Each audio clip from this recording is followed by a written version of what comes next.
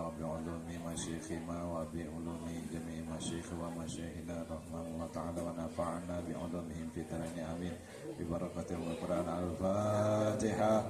A'udzubillahi minasyaitonirrajim. Bismillahirrahmanirrahim. Alhamdulillahi rabbil alamin arrahmanirrahim maliki yaumiddin.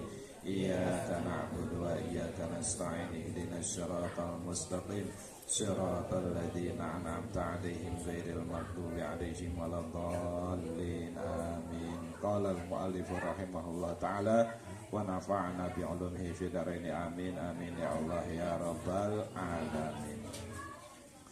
Bismillahirrahmanirrahim. Bismillahirrahmanirrahim. Wa yusalli bihim al-imami au naibihi raq'ataini kasolatil idaini fi kaifiyatihima minal iftitahi wa ta'awudhi wa takbiri sab'an fi raq'atil ula wa khamsan fi raq'atis saniyah yarfa'u yadaihi.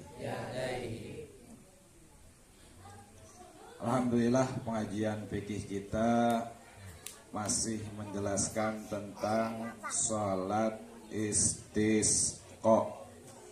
Salat istisqa yang sudah diterangkan di minggu-minggu yang lalu atau bulan-bulan yang lalu, yaitu salat meminta hujan. Kita wajib tahu sebagai umat muslim, yaitu ada salat yang meminta hujan. Soalnya di Indonesia juga udah banyak yang melakukan, yang ngerjain salat sunnah istisqa pada waktu tahun 2023. Tahun 2023 yang musim panas dari bulan apa itu ya, bulan Juli Agustus gitu ya dulu. Nah, tahun 2023 itu ada di Depok, ada di Bandung, ada Cilacap, ada bahkan di luar-luar pulau juga pada melakukan sholat sunnah istisqa minta hujan. Giran di Bogor mentang-mentang kita mau kota hujan, jadinya minta kebahagiaannya doang gitu. Jadi kita nggak pada ngelakuin sholat sunnah istisqa, sholat sunnah minta hujan ya. Yang kemarin yaitu pembahasannya sholat sunnah istisqa, sholat minta hujan itu cara kaifiyatnya itu pertama-tama yaitu seorang imam itu pemimpin ya. Kalau dalam sholat namanya imam, kalau di masyarakat namanya RT ya, RT lagi bahaya namanya RT RW, nah dusun sampai ke desa namanya lurah ya. Lurah tuh namanya pemimpin atau kepala desa. Nah, itu pemimpin tersebut memerintahkan kepada masyarakatnya untuk bertaubat ya. Sebelum diperintahkan untuk oleh pemimpin di masyarakat pun, yaitu umat Islam wajib taubat, wajib dari sekarang juga wajib taubat.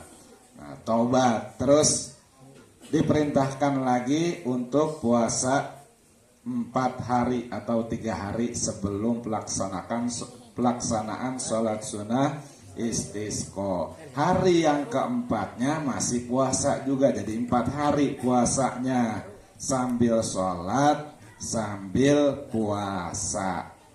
Minta mengharap hujan turun. Nah, dikumpulin tuh masyarakat di lapangan. Diberitain masyarakat suruh kumpul di lapangan, kita adain sholat sunnah istisqa, namanya minta hujan. Nah, terus masyarakat ataupun kaum muslimin yang pada waktu itu melaksanakan sholat sunnah istisqa pakai pakaiannya pakaian yang paling kusut, tapi masih bisa dipakai, bukan bujur ya. Bujur pantat ntar. Bukan topo ya. Soalnya Bang Aceh mah bujur mah beda lagi. Iya bahasanya. Bukan topo. Iya. Ya kalau topo udah jelek banget ya. Iya. Nah, udah jelek banget kalau topo mah. Kalau bujur masih bagusan gitu Bang Acoy kalau di sini mah. Ya. Ya. Jadi yang masih kepake, yang kepake buat kita gawe tuh kuli. Nah, kadang-kadang kan jarang banget kita pakai kuli, pakai baju baru. Ya, mau kuli pakai baju baru. Gitu. Kamu kuli-kuli mau kuli apa mau tamas ya Bang gitu ntar kalau kita pakai baju baru. Nah, itu baju-baju seperti itu dipakai semua hewan dibawa, ya hewan peliharaan. Ya, hewan peliharaan dibawa. Kambing, maksudnya ayam. Ya kalau ikan ribet bawanya. Iya. Bisa. Bisa di plastik. Ya RT dah tuh bisa bawa ikan juga. Ya hewan-hewan itu sebenarnya hewan itu istighfar sama Allah Subhanahu wa taala. Itu istighfar dia. Bahkan kalau para jamaah tahu, kucing itu jadi matinya bukan dicabut nyawanya oleh malaikat, kucing ya, kucing. Itu kalau dia udah berhenti bertasbih kepada Allah baru dia meninggal, tuh kucing. Nah, yang sering kita tempongin, ya, yang sering kawin di atas genteng, ya asbes sampai pada merosot, ya, gara-gara kucing. Itu dia bertasbih kepada Allah Subhanahu wa ta'ala. Itu kucing. Itu nyawanya enggak ya bolong ini. Enggak dimatiin. Ya, lupa. Enggak dicabut sama malaikat. Nah, itu dibawa semua. Nah, terus pelaksanaan sholatnya di lapangan, bukan di masjid, tapi di lapangan sunnahnya. Wa yusolli bihim al imam au naibihi. Dan sholat dengan mereka, dengan para jamaah itu imam au naibihi atau yang menggantikan imam. Maksudnya apa yang menggantikan imam? Imam kalau salah gitu ya. Imam kalau salah ya ganti gitu ya. Ya, imam kalau salah ganti. Sama di dalam masyarakat juga sama kayak kita sedang sholat. Pemimpin itu imam, sama. Ya, itu patokannya sholat berjamaah kita. Imam, makanya yang di belakang imam itu harus ngerti. Nah, di belakang imam harus ngerti tentang agama. Di belakang imam nih. Ketika imam batal, nggak mungkin dia nahan kentut baik ya. Nahan kentut nih imam nih. Akhirnya begak, kalau bisa kentut. Iya. Ya, angin panas dingin, angin duduk, kedelason. Sianan imam, iya. Bisa jatuh duduk. Ntar angin duduk, mati seketika di situ. Kalau mati di situ, kalau ke rumah sakit dulu, sianan. Jadi kalau imam kentut, tuh kalau sholat jamaah, imam kentut belakang ngerti, enak. Imam kentut, udah imam batal keluar dari jamaah, keluar dia. Itu kan ada pintu kadang tuh kalau di masjid. Ya kalau di lapangan mah keluar be. Gitu. Terus bagaimana yang di belakang imam ini? Barisan pertama di belakang imam, maju satu langkah jadi imam. Niatnya berubah jadi imam. Tadi yang makmum jadi imam. Begitu kalau salat berjamaah. Kalau yang di belakangnya gak ngerti, ya bingung. Semuanya bingung, akhirnya batal semua. Wah, imamnya kentut begitu. Lu denger enggak? Kagak ya, batal semua. Gitu. Iya, mana bau banget lagi ya, pada ngobrol semua, batal semua sholatnya. Jadi harus mengerti itu, yaitu ketika sholat berjamaah, belakangnya orang yang ngerti juga barisan pertama, yang di belakang imam itu harus orang yang ngerti. Ketika imam batal, langsung dia gantiin, auna ibuhu, tuh harus digantiin. Rakaat ini yaitu 2 rakaat, sholatnya 2 rakaat, kasolatil idain. Kayak sholat id, sama sholat idul fitri, sholat idul adha, sama bacaannya ya. Kayak sholat idul fitri, sholat idul adha. Nah, seperti sholat tersebut yaitu kaifiat atau caranya setelah takbiratul ihram. Takbiratul ihram nih, Allah niat bermaksud melaksanakan sholat sunnah istisqa, wa akbar gitu, wa akbar. Niat sholat juga kita kan kadang-kadang Allah, ada yang bacaan Allah lama banget niat sholat tuh. Allahu akbar. Karena Imam Syafi'i memang niatnya muktaronan bifi'lihi, yaitu niatnya bebarengan dengan pekerjaan perbuatan. Allah, nah, qasdul fi'li, terus ta'yin, terus fardiyatun di dalam kitab Syapinatun Najatu. Kalau sholat fardu, kalau sholat sunnah qasdul fi'li wa ta'yin. Nah, sholat fardu itu wajib, qasdul fi'li itu bermaksud sholat gitu. Nggak perlu saya niat sholat fardu zuhur 4 rakaat menghadap kiblat fardu karena Allah Ta'ala. Bener lama jadinya kalau begitu. Allah, apa tuh batuk kadang-kadang gua akbar baru lama itu mah.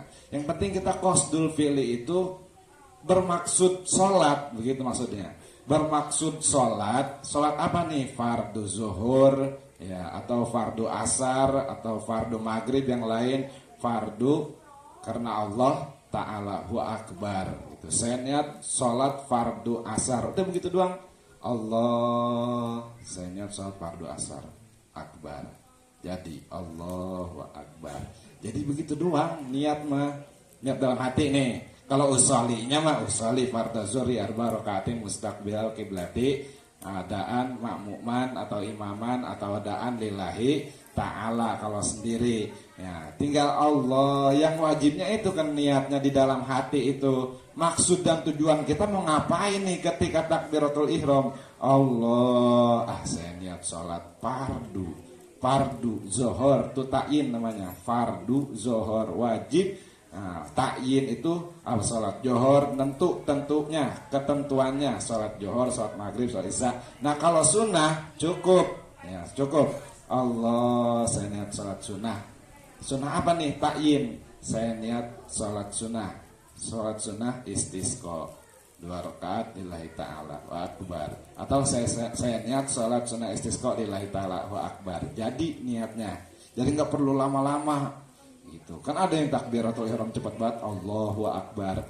Ada, cuman imam mazhab imam yang lain, bukan mazhab Imam Syafi'i itu pas takbiratul ihramnya.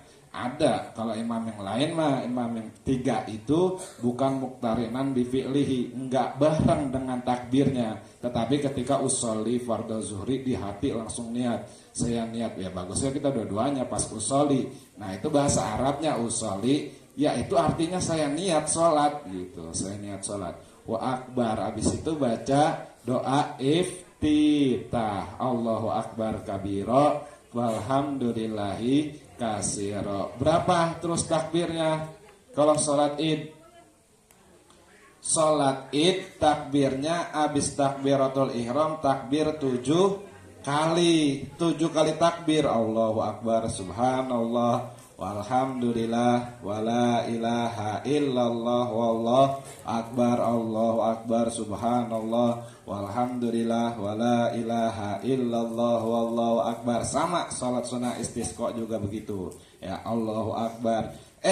Kagak sempet baca doa iftitah, ikutin imam. Kalau makmum ya udah baru Allahu akbar kabira, udah Allahu akbar lagi, ikutin imam. Karena doa iftitah itu sunnah hayat. Sunnah hayat itu ya kalau lebih bagus dikerjain, tapi enggak kudu diganti dengan sujud sahwi. Kalau sunnah abad harus diganti dengan sujud sahwi. Sunnah diganti dengan sujud sahwi kalau sunnah abad. Kalau sunnah hayat tidak perlu. Jadi kalau doa iftitah tersebut enggak keburu, ya langsung ikut takbir sama imam. Imam udah takbir, kita langsung takbir. Tuh, Allahu akbar. Jadi 7 kali takbir rakaat pertama. Rokaat yang kedua yaitu 5 kali takbir. Tadi 7 kali takbir, jadi sama takbiratul ihram jadi 8 kali. Ya, karena beda. Takbiratul ihram pertama terus 7 kali sunnahnya.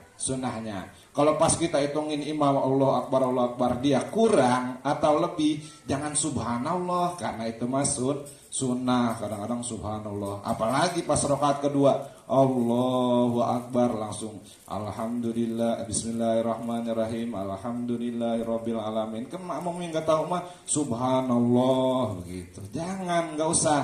Kalau udah tahu mah karena itu mah adalah sunnah hayat takbir yang setelah takbiratul ihram atau setelah takbir yang rakaat kedua. Nah itu sunnah yang 5 kali, yang 7 kali sunnah hayat. Tidak perlu diganti dengan sujud sahwi dan tidak perlu diulangin lagi, sah, sholatnya sah.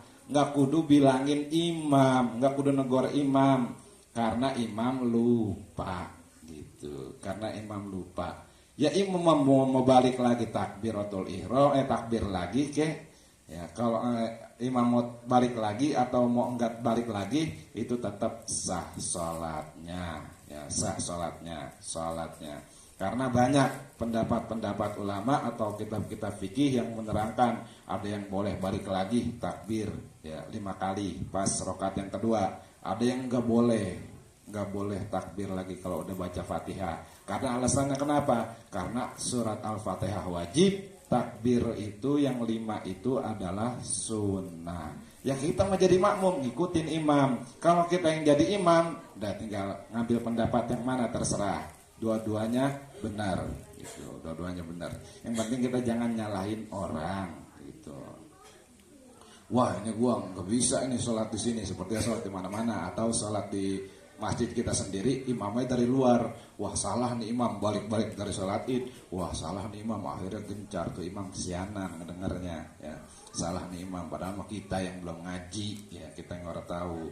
Nah, kadang-kadang ditegur subhanallah. Sama sholat istisqa juga rakaat kedua yaitu takbirnya 5 kali, ngangkat tangannya 5 kali. Summa yaktubu, kemudian setelah sholat 2 rakaat yaitu ada khotib yang khutbah. Nah, nudban khutbata ini ka khutbatil idaini, sama dengan salat id. Habis salat terus khutbah. Nah, terus khutbah sama rukun-rukun khutbahnya. Tetapi lainnya itu kalau salat id itu khutbahnya Allahu Akbar disunahkannya. Khutbah pertama 9 kali takbir, khutbah kedua 7 kali takbir. Tetapi kalau salat istisqa disunahkannya istighfar. Ya, banyak-banyak istighfar. Khutbah pertama istighfar 9 kali, khutbah kedua istighfarnya 7 kali. Dan berwasiat yaitu berwasiat untuk memohon ampun kepada Allah Subhanahu wa taala dan membacakan yaitu membaca istighfarnya astagfirullahalazim allazi la ilaha illa huwal hayyul qayyum wa atubu ilaihi. Itu setelahnya ba'dahuma ar-raq'ataini wa yuhawwilul khatib ridauhu. Nah, jadi khotib juga pas lagi khutbah nih pakai sorban baru nih ya, pakai sorban. Jadi ini dicarain kalau lagi khutbah minta hujan itu khotib itu membalikan sorban gitu, membalikan sorban. Yang tadi yang di kanan harus dibalikan ke kiri. Sunnah ini mah kalau khotib lupa juga jangan ditegur, ini sunnah karena khutbahnya juga sunnah. Nah, yang kanan harus dibalikan yang ke kiri balikan ke kanan. Bagaimana caranya? Begini. Tadi udah nonton tutorialnya di YouTube. Gini tuh ya. Tangan kiri, tangan kanan. Tuh tinggal dikebelakangin. Nah, diganti gitu. Diganti. Nah, itu tutorialnya. Tutorial atau cara membalikan sorban ujung kanan ke ujung kiri ke ujung kanan, atau begini juga bisa makainya dibalikan yang depan ke belakang, yang belakang ke depan. Karena apa? Karena untuk mengubah daripada situasi yang tadinya panas, nggak turun-turun hujan, biar diturunkan hujan oleh Allah Subhanahu wa Ta'ala. Karena baginda Rasulullah pun seperti itu, gitu, membalikan daripada ridauhu atau sorbannya, membalikan sorbannya, tuh. Wa yuksaru minad doa, dan perbanyak daripada doa, wal istighfar, dan perbanyak